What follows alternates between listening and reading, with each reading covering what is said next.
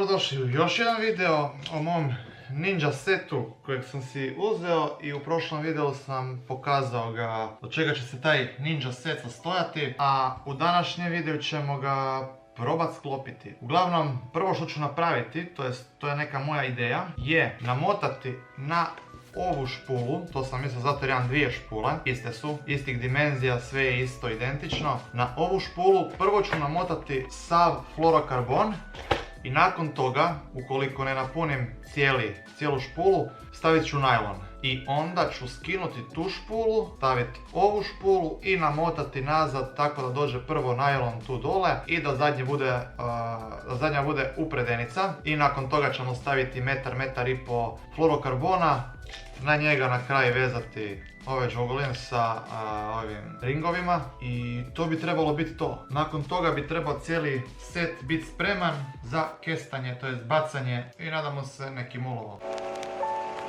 Ok, idemo to probat napraviti. Prvo ću skinuti špulu sa mašinice.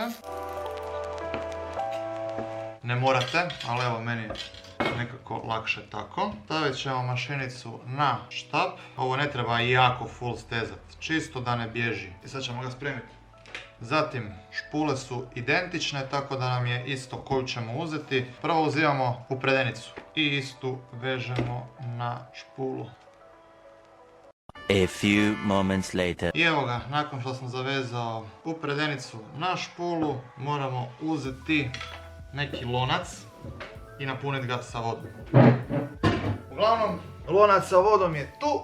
Stavit ćemo upredenicu unutra, stavit ćemo špulu na mašinicu, ovako, uzet ćemo jednu krpu, stisnut ćemo ovako lagano ovdje i namotavati dok ne namotamo cijelu upredenicu na mašinicu. I evo ga, namotali smo svih 300 metara, tako da čak mi izgleda kao da neće trebati najlona. Dosta puna mi se čini ova špula sada.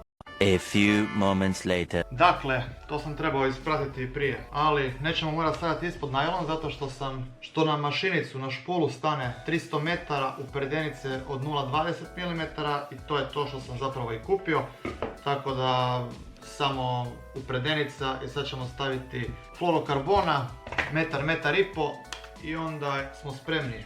Na kraju fluorokarbona stavljamo ove zakačke, to je džogoline sa ringovima i možemo na more. I evo ga, povezali smo upredenicu sa fluorokarbonom, stavili smo jedno skoro metar i po fluorokarbona. Sad ćemo ga provući kroz sve ove vodilice i onda stavljamo ovaj Power Roll ring od Dikoja i onda možemo ići na more. Vezali smo i ovaj džogolin sa ringom, tako da sve u svemu sad je set spreman i možemo ga ići testirati, probati nešto uloviti. Inače, ovaj ring, ne znam ako se vidi, se otvara sa ovakvim klještima, tako da ovaj zubac na klještima služi da biste mogli otvoriti ovaj ring, tako da eto.